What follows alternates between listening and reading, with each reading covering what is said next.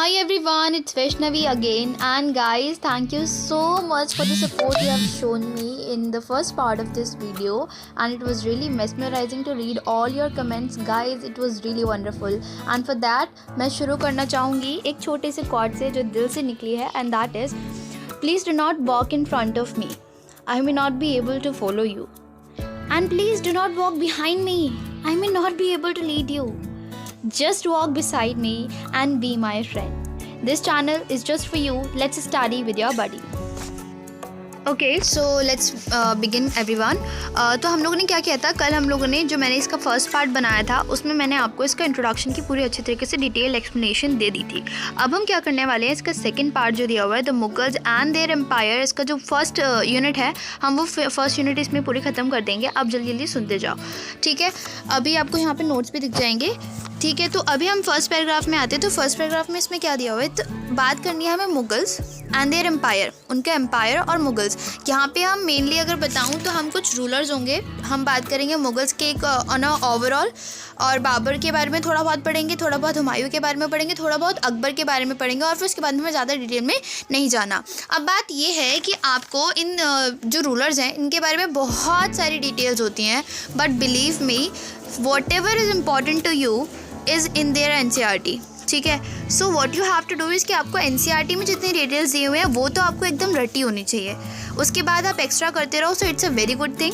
सो हम सिर्फ NCERT पे फोकस करेंगे, इसके अलावा मैं आपको एक भी चीज़ नहीं बताऊंगी. अदरवाइज़ इसमें बहुत सारी चीज़ें जो आपको पता होनी चाहिए, तो you can just tell me about it.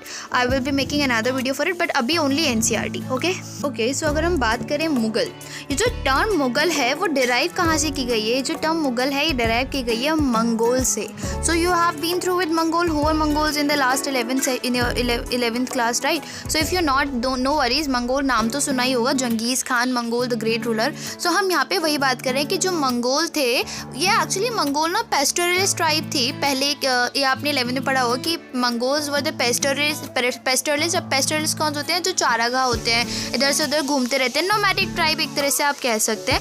तो मंगोल्स जो है ना, और उसमें जो एक इनके बहुत ही लेजेंडरी राजा थे, and those were Genghis Khan. He was the man like nobody can defeat him, वो ऐसे थे. सो इसीलिए he was the most famous and most powerful ruler of this Mongol dynasty. So इसीलिए ये जो मुगल है, ये मुगल वर्ड डिराइव किया गया है मंगोल से. अब बात ये है कि जो मुगल है ना, उन्हें ये बिल्कुल भी पसंद नहीं था कि कोई उन्हें मंगोल कहा जाए. बट अब यहाँ पे अगर आप देखोगे तो ऊपर लिखा हुआ है Mughal, this term is derive from Mongol and Mughals were Mongol from their maternal side. Mughals जो थे, उनकी जो माँ थी वो वो मंगोल की राजकुमारी थी, यानी मंगोल की साइड से उनके मतलब उनका रिश्ता क्या था कि वो माता की तरफ से तो मंगोल थे, लेकिन पिता की तरफ से वो कौन से थे? तुर्किश. वो अभी आप देखोगे आगे. तो ये जो टर्म है, it is derived from the word Mongol which evokes a grandeur of an empire. बताया ना मैंने कि Mongols were known for their power, for their legendary expansion that they did in the past, ठीक है. तो इसीलिए ये जो मंगोल टर्म है एक बहुत ग्रैंड एम्पायर के लिए स्टैंड की जाती है. But Mughals did not choose this for themselves. But Mughals ने कभी भी ये पसंद नहीं किया कि उनको मंगोलों के द्वारा एसोसिएट किया जाए या उनके साथ जोड़ा जाए. इसीलिए क्योंकि they refer to themselves as Timurids. उन्हें खुद को मंगोल बनाना पसंद नहीं था, खुद को मुगल बुलाना पसंद नहीं था. वो खुद को क्या बताते थे? वो खुद को तिमूरिड्स बताते थे. अब who were Timurids and who were Timur. अब इसको तैमूर भी बोल सकते हो और तिमूरिड्स भी बोल सकते हो. सो ये जो वर्ड है ना तिमूरिड्स, ये डिराइव किया गया है from the ruler Timur's. Timurids are the descendants of the Turkish ruler Timur. जो तुर्किश रूलर है तैमूर, उनके डिसेंडेंट्स को, अब डिसेंडेंट्स का मतलब तो आप जानते हो, डिसेंडेंट का मतलब होती है पीढ़ी, यानी कि आने वाली पीढ़ी, उनकी जनरेशन को तिमूरिड्स बोला जाता है. तो मुगल्स को ये पसंद नहीं था कि कोई उन्हें मुगल बोले, क्योंकि वो मंगोल थे, और वो मंगोल को क्या कहते थे? जो हमारे बाबर हैं वो मंगोल को बारबरिक हॉर्ड्स कहते थे. बारबरिक हॉर्ड्स आपने देखा होगा, बारबरिक पीपल जो थोड़े ऐले झल्ले से होते हैं, बेकार से, उन्हें बारबरिज्म कहते हैं या बारबरिक कहते हैं. तो इसीलिए जो बाबर थे उन्हें बिल्कुल भी पसंद नहीं था कि उन्हें मुगल कहा जाए, या वो कभी नहीं चाहते थे कि मुगलों को कभी भी मंगोलों के साथ एसोसिएट किया जाए. वो यहाँ तक कि जो मुगल्स थे, जो मंगोल्स थे, उनको बारबरिक हॉर्ड्स भी कहते थे, ठीक. अभी अगर हम बात करें इस टर्म मुगल की, ये कहाँ से डिराइव की गई है, मंगोल से, ये तो मैंने आपको बता दिया। बट ये जो मुग़ल टर्म है ये कॉइन की गई है in the 16th century by Europeans, जिन्होंने फर्स्ट टाइम इस टर्म को यूज़ किया। और इन लोगों ने, जो ब्रिटिश थे, इन लोगों ने इस मुग़ल टर्म को यूज़ किया किस चीज़ को डिस्क्राइब करने के लिए, to describe the Indian rulers of this branch of family. कौन सी ब्रांच ऑफ फैमिली? जो बाबर के डिसेंडेंट्स थे, और जो बाबर जो था मैटरनल साइड से मंगोल की तरफ से रिलेटेड था, इसीलिए इन लोगों, जो ब्रिटिश थे, इन लोगों ने, जो मुगल्स हैं, इनको मुगल्स बुलाना शुरू किया। These were from the this branch of family. Okay, उसके बाद में ओवर द ईयर्स धीरे धीरे करके, ऐसे नहीं कि ये टर्म सिर्फ उन एम्परर्स के लिए ही यूज़ रही, और धीरे धीरे करके इस टर्म को और भी जगह यूज़ किया जाने लगा। इसका एक बहुत फेमस आपको एग्जांपल मिलता है। बचपन में हम लोगों ने वो मोगली वाला ज़रूर कार्टून देखा होगा, जंगल जंगल पार चलिए पता चला है, उसके आगे है ना, तो ये वही वाला कार्टून है। ये एक्चुअली जंगल बुक है, जो आज भी बहुत ज़्यादा फेमस है और बच्चों के बीच में बहुत क्रेज़ भी देखा जाता है। तो इसमें आपके लिए 2 क्वेश्चन बनते हैं। Remember, I am just quoting them. First ये हो सकता है कि हु कंपोज्ड जंगल बुक, तो the person who composed jungle book is Rudyard Kipling. Question number 1, who compose jungle book? Rudyard Kipling. दूसरा ये है कि आपको ये रुडयार्ड किपलिंग की जंगल बुक के बारे में इसलिए बताया जा रहा है क्योंकि ये आपको ये दिखाना चाहते हैं कि जो मुगल टर्म है ये इतनी ही कंसाइज नहीं है, धीरे धीरे करके इस टर्म को और ज़्यादा आगे बढ़ावा हुआ है, ये ज़्यादा टर्म फैली है आगे आगे करके। इसका एग्जाम्पल दिया हुआ है कि जो रुडयार्ड किपलिंग की जो जंगल बुक है उसका जो फेमस कैरेक्टर है, जो मोस्ट फेमस कैरेक्टर है मोगली, इसको भी उसी मंगोल से डिराइव किया गया। Over the years this term came to be used in many spheres of life. This is what they want to just convey from it. उसके बाद में धीरे धीरे ये जो एम्पायर था, ये एम्पायर क्या था? अब जैसे ये तो हम जानते हैं कि India is a land of diversity. Oh my God, everywhere you will see some different colours, everything different, but it's the beauty, right? So here what is it, this empire was carved of regional states of India. ऐसे ये जो empire था, ये जो India की अलग अलग states थे, ये उनसे कार्व किया हुआ था। ऐसा नहीं था कि जैसे हम बात करें कि उत्तर प्रदेश पूरा का पूरा मंगोल एम्पायर था, तो हम ऐसे कह सकते हैं कि उत्तर प्रदेश का एरिया मुगल एम्पायर था। नहीं, ये जो था, ये Mughal empire, this was carved out of a number of regional states of India. बहुत सारे जो, तो अब हमारे इंडिया में भी इतने सारे स्टेट्स हैं जिनके अलग अलग क्लाइमेटिक कंडीशंस है, कहीं डेजर्ट है, कहीं एकदम हवा, मतलब कहीं इतनी right. So there was diversity in this empire. और इस एम्पायर को कॉन्क्वायर करने के लिए इन लोगों ने 2 तरीके से एम्पायर को अपने कब्जे में लिया है, फिर अपना एम्पायर क्रिएट किया, हम बोल सकते हैं। पहला तरीका था बाय कॉन्क्वेस्ट और दूसरा तरीका था आपका political alliances with local chieftains. Conquest and political alliances with local chieftains. याद रखिए, कॉन्क्वेस्ट मतलब अटैक करना, पॉलिटिकल अलायंसेस मतलब जो इंडियन रूलर्स थे उस टाइम पे, बहुत सारे जो इंडियन रूलर्स थे उनके साथ धीरे धीरे करके रिलेशंस इस्टेब्लिश करना, अलायंसेस बनाना, और फिर धीरे धीरे उनको अपने ही एम्पायर के अंदर मिला लेना। This was the reason, this was the way they used to create a huge empire like the Mughal empire. अब चलो एक बात करते हैं, यहाँ पे हमें 3 रूलर्स हैं जिनके बारे में मेनली बात करनी है, बाबर, नसरुद्दीन हुमायूं एंड जलालुद्दीन अकबर। आप यहाँ पे शुरू देख सकते हैं कि यहाँ पे हमने शुरू किया हुआ है बाबर से। जो बाबर थे, इनका टर्म लिखा हुआ है रेड पेन से 1483 to 1530। याद रखना टर्म, प्लीज़ याद रखना, इसलिए आपको बोला है कि आपको कोई भी एक्स्ट्रा डिटेल याद नहीं करनी है, but the detail which has been given to you in the NCERT is must for you to learn. Okay, so 1483 to 1530, Babur का टर्म 1483 to 1530। अब बाबर की कहानी ये है कि ये जो थे, ये कहाँ के रहने वाले थे? सेंट्रल एशिया के फरगना में रहने वाले थे, और इन्हें वहाँ से भगा दिया गया था। He was driven out from the Central Asian land of Fergana by whom, by Uzbeks. So Uzbeks जो थे उनके द्वारा बाबर को उनके घर से, यानी कि उनके सेंट्रल एशिया से, फरगना से भगा दिया गया था। और वहाँ से भागने के बाद बाबर ने क्या किया था? वारिंग उज़्बेक्स, वारिंग का मतलब लड़ाई झगड़ा करने वाले, यानी कि यू कैन जस्ट अंडरस्टैंड कि वारिंग उज़्बेक्स कौन थे। सो वारिंग उज़्बेक्स। और उसके बाद में बाबर ने पहली बार अपने आप को कहाँ इस्टेब्लिश किया? After he was driven out of the Central Asia by Uzbeks, he first establish himself at Kabul.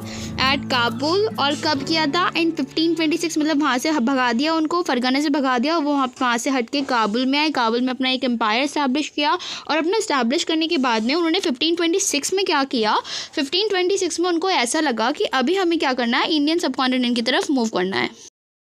अब रीज़न क्या था कि इंडियन सब कॉन्टिनेंट की तरफ बाबर ने मूव करना शुरू क्यों किया? वैसे तो हम लोग जानते हैं कि हमारे यहाँ पे भी एक हिस्ट्री है, और वहाँ पे ये बताया जाता है कि there was some person in India who invited Babur to conquest India and rule here. But हमें नहीं दिया हुआ। NCERT की बात करें तो NCERT में आपको रीज़न बताया।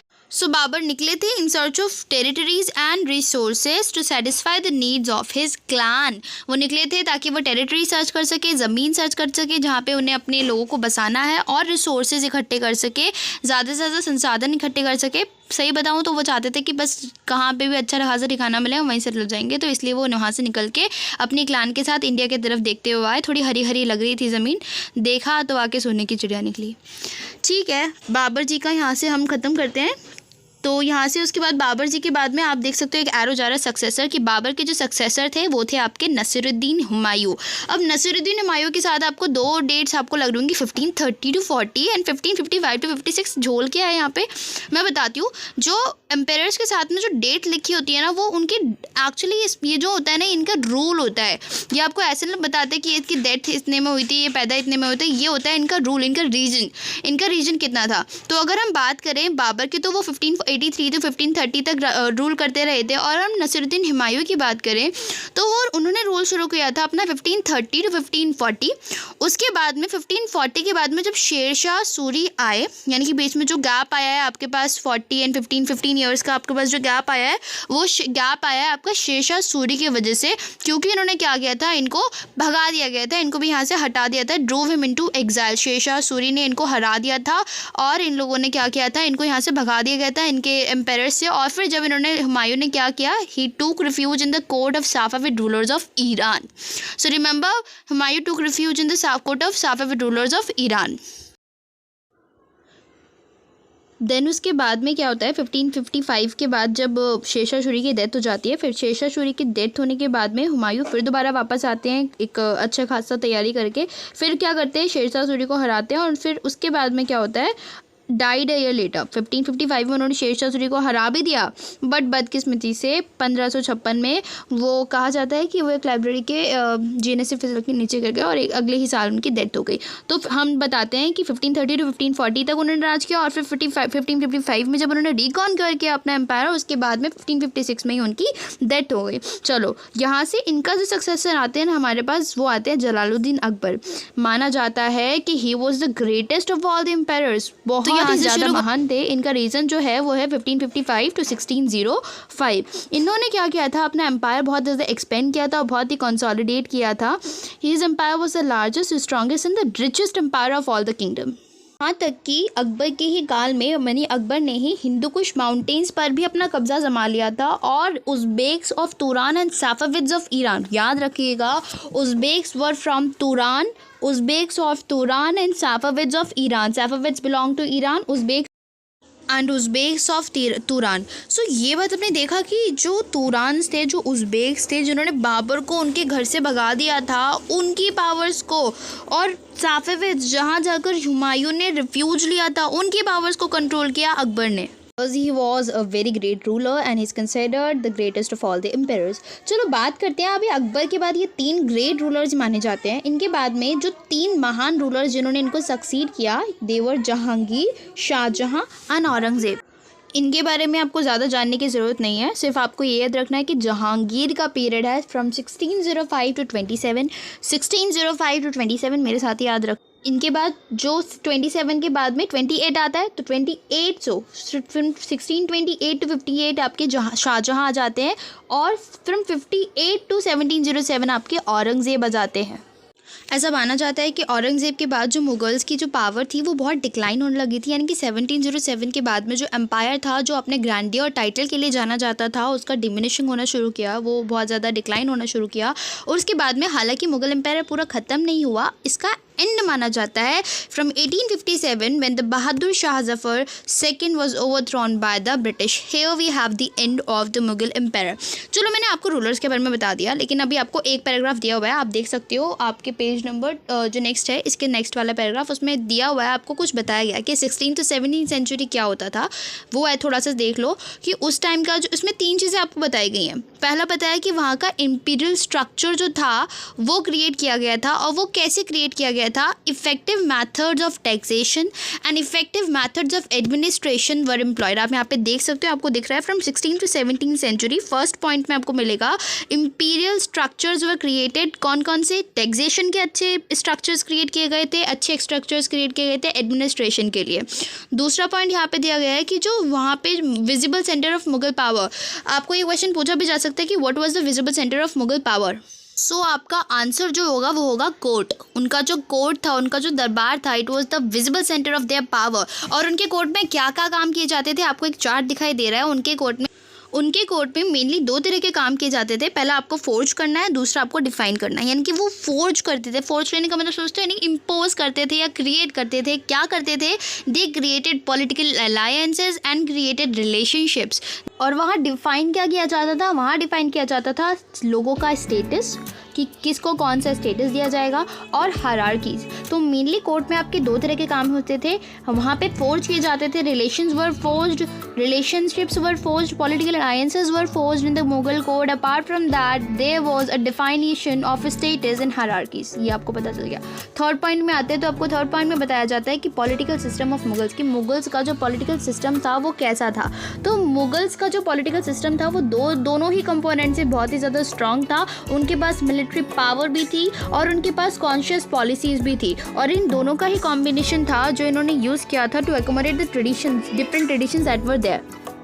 चलो हो गया हमारा टॉपिक ख़त्म, बट अभी आपके लिए बहुत अच्छा सरप्राइज़ है, एक पूरी समरी। तो सुनो, ये जो आपको नीचे बॉक्स दिखाई दे रहा है ना, वो मेरा स्मार्ट बॉक्स है। इस स्मार्ट बॉक्स में आपको सारी की सारी समरी दिखाई दे रही होगी। बात करते हैं टर्म मुगल की। जो टर्म मुगल है वो 16 सेंचुरी में यूरोपियंस ने कॉइन की थी, ये मैंने आपको बता दिया। 16 सेंचुरी में मुगल्स ने कॉइन की। और ये जो टर्म है मंगोल, ये मंगोल से डिराइवन है। मंगोल जो थे, मुगल्स जो थे वो मैटरनल साइड से मंगोल थे, और they were Timurids from paternal side. This Timur was the Turkish ruler, Turkish great ruler of Turkistan. I mean he was the Turkish ruler. और जो मंगोल्स थे, और मंगोल जो थे वो मैटरनल साइड के थे बाबर के लिए। बाबर जो थे वो मंगोल्स को क्या कहते थे? बार्बरिक हॉर्स कहते थे। और बाबर तुर्किश लैंग्वेज स्पोक करते थे एंड ही हेट मंगोल्स। उसके साथ ज़हीरुद्दीन बाबर के बारे में आते हैं। Zahiruddin Babur 1483 to 1530, he was driven out from central Asia by warring Uzbeks from Fergana, that was his land. उसके बाद में he establish himself first at Kabul and then from 1526 moved on to Indian centre, Indian subcontinent. And then from Indian subcontinent में move करने का उनका एकमात्र reason ये था कि वो टेरिटरी एंड रिसोर्सेज चाहते थे। नसीरुद्दीन हुमायूं के बारे में आते हैं। 1530 to 1540, 1555 to 1560 तक इनका कार्य।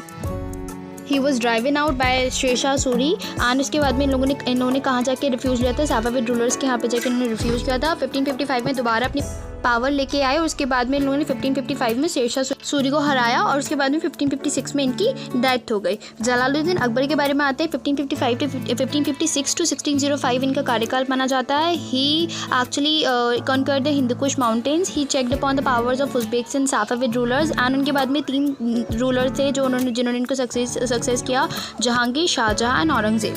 ऊपर की तरफ आपको 2 एरोज दिखाई दे रहे होंगे। इनके एक में आपके इंपीरियल स्ट्रक्चर के बारे में बताया गया, एक आपका पॉलिटिकल सिस्टम के बारे में बताया गया। इनके इंपीरियल स्ट्रक्चर की मेन ये थी कि इन लोगों ने क्या किया था? एडमिनिस्ट्रेशन एंड टैक्सेशन की पॉलिसी शुरू की थी। उसके साथ साथ इनका पॉलिटिकल सिस्टम कैसे था? इनका political system military and policies से सुसज्जित था। उसके बाद में कोर्ट की बात करें तो वहाँ पर 2 चीज़ें की जाती थी, relationships and political alliances forge की जाती थी, और उसके साथ साथ वहाँ डिफाइन की जाती थी social hierarchies and status of people. And here it ends with the complete first point which has been given to you in your book. It was line to line by NCERT. Not even a single word of NCERT has been missed.